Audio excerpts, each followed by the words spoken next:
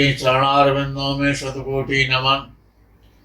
मित्रों को, जिज्ञासुओं को, धर्म प्रेमियों को, ज्योतिष विज्ञान प्रेमियों को हर हर महादेव, बम बम भोले, नमः शिवाय। मित्रों, पुराणादि शास्त्रों के अनुसार आकाश से भी ऊंचा कौन है? यक्ष ने युधिष्ठिर से प्रश्न पूछा, आकाश से भी ऊंचा कौन है? युधिष्ठिर ने उत्तर दिया, पिता।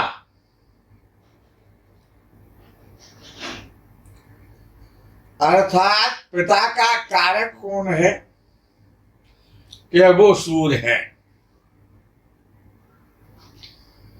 पिता का स्थान सर्वोपरि है, सबसे बड़ा है, वो आकाश से भी ऊंचा है।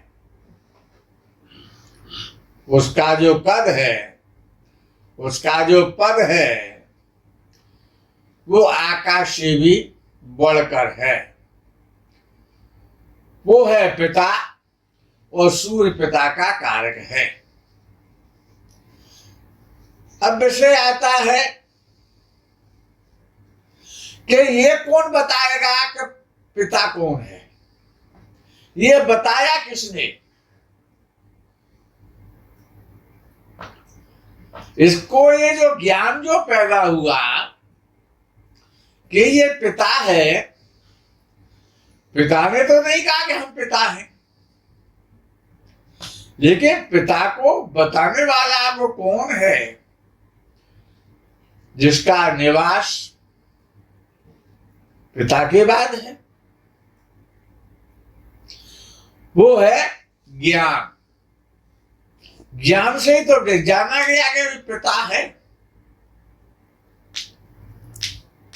तो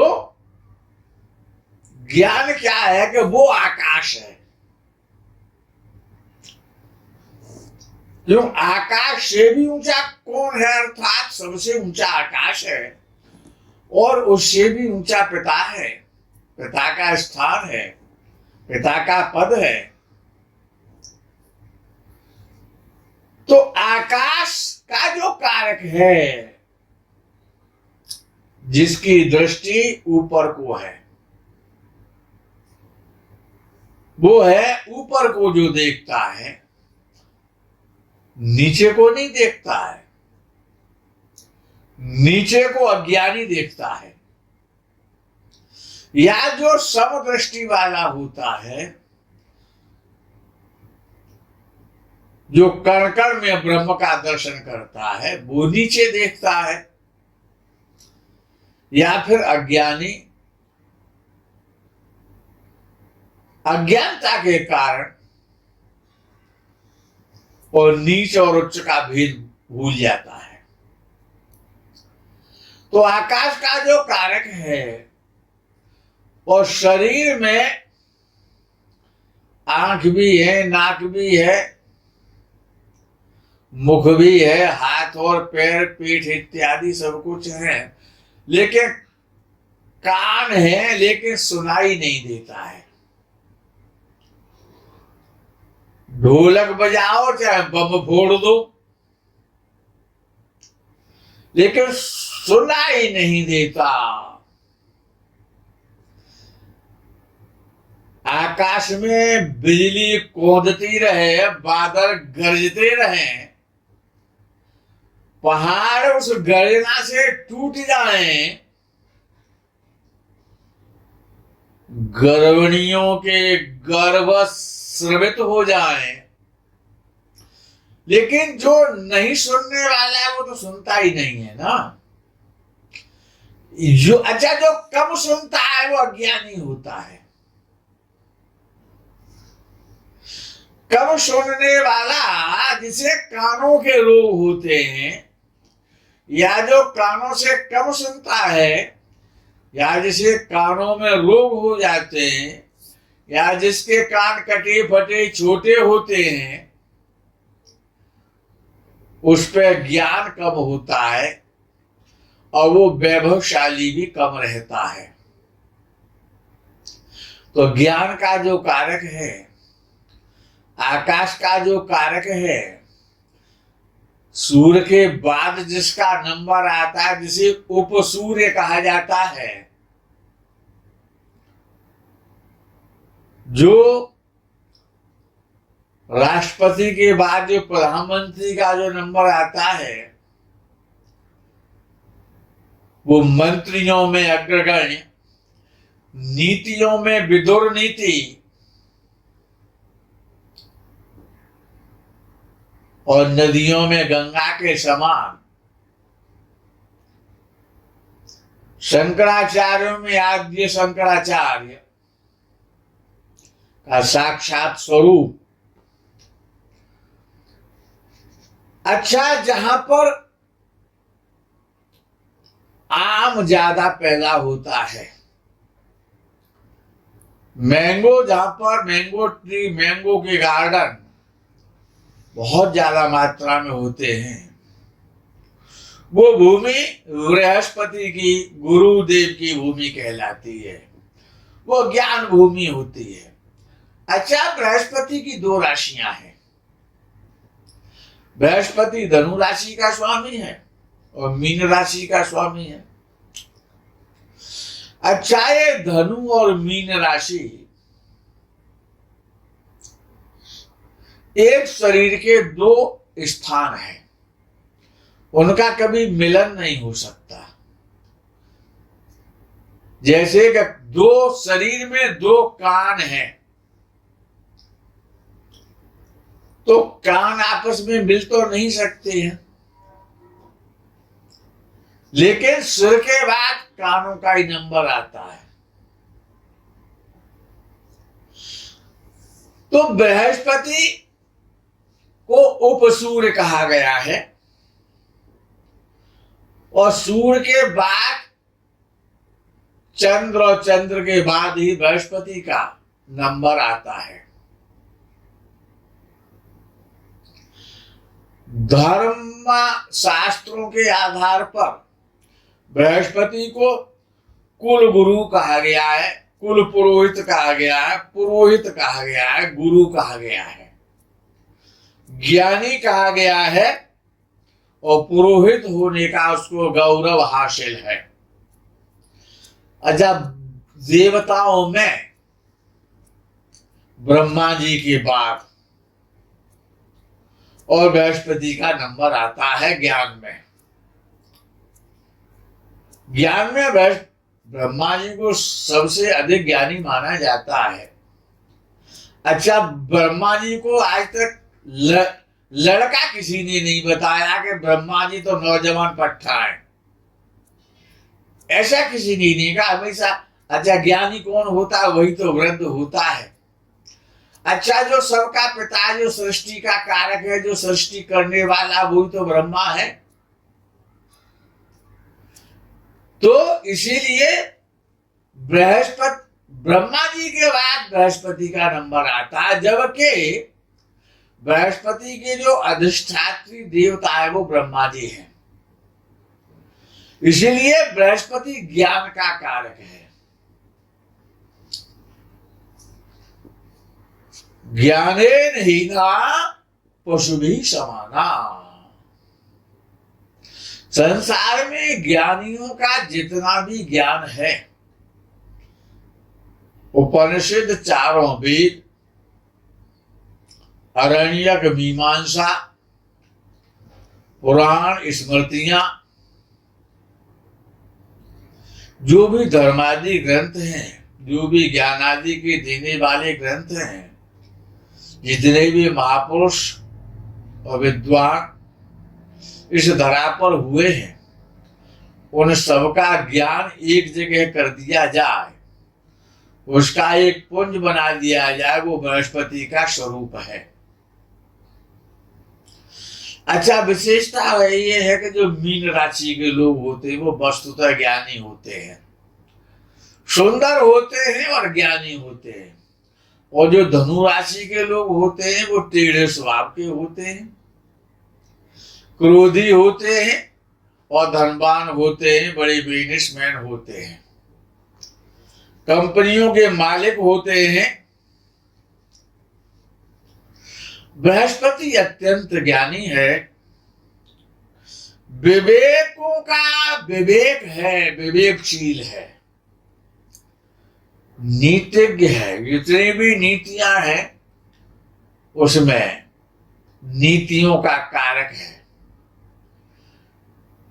धैर्यवान है, धीरज देने वाला है, आध्यात्मिक विद्या का कारक है, धीर है और गंभीर है।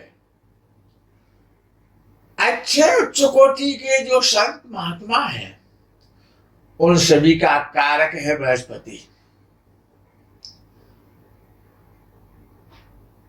उदारता और विद्वानता, उदारता और विद्वता जिनके अंदर हैं, जो विद्वान हैं और उदार हैं, दयालुता और प्रभावशीलता, जिनकी वाणी में प्रभाव होता है, जो सत्य वक्ता हैं, जो सत्य के मार्ग पर चलते हैं, माता और पिता का सम्मान करते हैं, ज्ञानियों को सम्मान देते हैं, धर्मादि कार्यों में जिनकी रुचि है, जो सुंदर हैं, समाज की परंपराओं को मान्यता देने वाले हैं, जो धीर है और गंभीर हैं, महात्माओं का, संतों का, उदाहरणों का, दयालु पुरुषों का, विद्वानों का,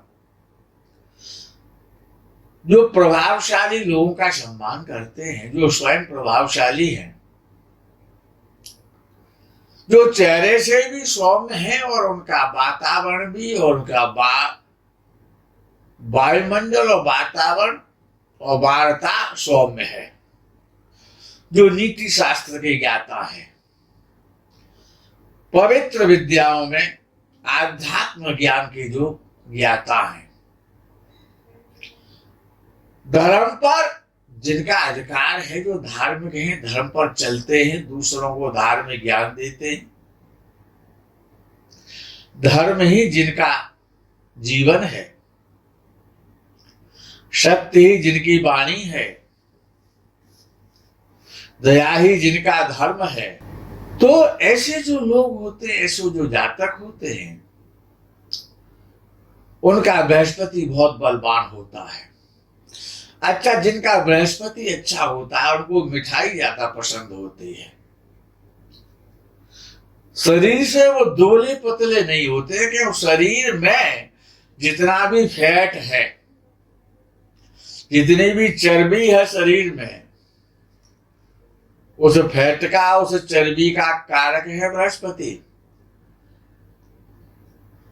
हमारे श्रवणों का, हमारे जो कान हैं उनका कारक है बृहस्पति, और पुत्र का कारक है और पति का भी कारक है।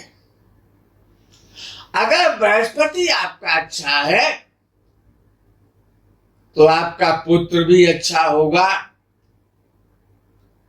और आपका पति भी अच्छा होगा, दोनों ही अच्छे होंगे यदि आपका बृहस्पति अच्छा है, और आपका जीवन अच्छा होगा। जितने भी प्रकार के सुख हैं वो सभी पति और पुत्र के द्वारा ही प्राप्त होते हैं। तो बृहस्पति का मजबूत होना, बृहस्पति का बलवान होना, अच्छा, जिनका बृहस्पति अच्छा है उनका सब कुछ अच्छा है, इसलिए बृहस्पति का बलवान होना ही अच्छा है। चंद्रमा के गुण और बुध के गुण। चंद्रमा जैसी गति, चंद्रमा जैसी शीतलता, चंद्रमा जैसी ममता, बुध जैसा ज्ञान, बुध जैसी बुद्धि, चतुराई और गणित शास्त्र, ज्योतिष शास्त्र, इनका बुध कारक है मित्रों। चतुरता का, लेखन कार्य का, ड्राइंग का, गणित का और ज्योतिष का बृहस्पति ही कारक है और बुध भी कारक है। क्योंकि जितने भी गुण चंद्र और बुध में हैं, उन दोनों के गुण अकेले बृहस्पति में है। क्योंकि चंद्र जल तत्व राशि है तो मीन भी जल तत्व राशि है। इसीलिए चंद्र और बुध में जितने गुण हैं, वो सभी दोनों के गुणों को अगर एक एक जगह एकत्रित कर दिया जाए, उसका नाम बृहस्पति है। और भारतीय वाङ्मय में हमारे यहाँ हमारी ऋषि परंपरा के आधार पर बृहस्पति को किसी ने तो बृहस्पति कहा, किसी ने गुरुजी कहा, किसी ने देवगुरु कहा, किसी ने पुरोहित कहा, किसी ने कुल पुरोहित कहा, किसी ने देव पुरोहित कहा, किसी ने देवगुरु कहा, किसी ने ब्रह्मपुत्र कहा, किसी ने वीर कहा, तो किसी ने ज्ञान कहा, किसी ने सुख कहा, किसी ने पुत्र कहा, तो किसी ने पति कहा। ये सब बृहस्पति के पर्यायवाची हैं, बृहस्पति के भावार्थ हैं। मंत्रियों में जो प्रधानमंत्री है वही बृहस्पति है। अकेला बृहस्पति जब कुंडली के केंद्र में बैठता है तो करोड़ों दोषों को दूर करता है। किम कुर्वन्ति ग्रहा सर्वे यस्य केंद्रे बृहस्पति। बृहस्पति काल पुरुष का ज्ञान है। बृहस्पति सुखों में ज्ञान का जो सुख है वो बृहस्पति है। पुत्र का जो सुख है वो बृहस्पति है और पति का जो सुख है वो भी बृहस्पति है। निवृत्ति मार्ग का कारक है, प्रवृत्ति मार्ग का कारक नहीं है बृहस्पति। निवृत्ति मार्ग का कारक है, आध्यात्मिक विद्या का कारक है, तत्व ज्ञान का कारक है। कफ प्रधान है बृहस्पति। जो शरीर में जो कफ होता है, जो कफ नाम की जो धातु होती है, 3 धातुएं होती हैं, वात, पित्त और कफ, तो कफ का कारक है बृहस्पति। जिनका बृहस्पति खराब होता है वो कफ के रोगी होते हैं। गुरु निवृत्ति मार्गी है, समस्त प्रकार के मंगलों का, शुभता का कारक है बृहस्पति। यद्यपि बृहस्पति जन्म कुंडली के जिस भाव में बैठता है उस भाव को पीड़ित करता है। उस भाव संबंधी जो फलित हैं वो प्रभावित हो जाते हैं बृहस्पति के कारण। लेकिन बृहस्पति की दृष्टि जिस भाव पर, जिस ग्रह पर भी जाती है, पूर्ण दृष्टि जहां तक जाती है, 5वीं और 7वीं और 9वीं दृष्टि बृहस्पति की पूर्ण दृष्टि कहलाती है। तो बृहस्पति जिस ग्रह को देखता है, जिस भाव को देखता है, उसको बहुत अच्छा महत्वपूर्ण बनाता है। उसकी इंपॉर्टेंस ही बढ़ जाती है, उसका प्रभाव बढ़ जाता है, उसका यश बढ़ जाता है। मित्रों, बृहस्पति जन्म कुंडली में वृषभ राशि में हो या तुला राशि में हो, अथवा मिथुन या कन्या राशि में हो तो अच्छा नहीं माना जाता है।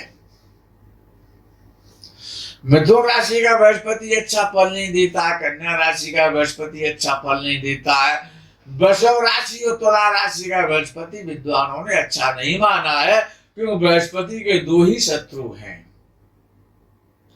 बुध शत्रु है बृहस्पति का, परम शत्रु है बुध, और शुक्र शत्रु है। शुक्र बुध से भी ज्यादा मजबूत शत्रु है बृहस्पति का।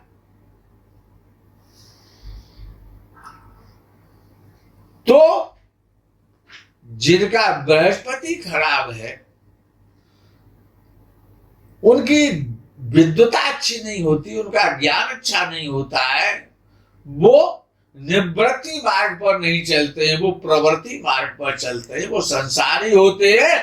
और जिनका बृहस्पति अच्छा होता है वो निवृत्ति मार्ग पर चलने वाले होते हैं, और ईश्वर परायण होते हैं, धर्मात्मा होते हैं, दयालु होते हैं, दयाशील होते हैं, दयावान होते हैं, और दीर्घायु होते हैं, धनी होते हैं और सुखी होते हैं, शरीर से मजबूत होते हैं और स्थूल शरीर के होते हैं और सुंदर होते हैं। मित्रों, इस प्रकरण में यही आज विराम करते हैं। आगे के प्रकरण का आपको इंतजार रहेगा तब तक के लिए। और हर महादेव, बम बम भोले, नमः शिवाय। जय गो माता की।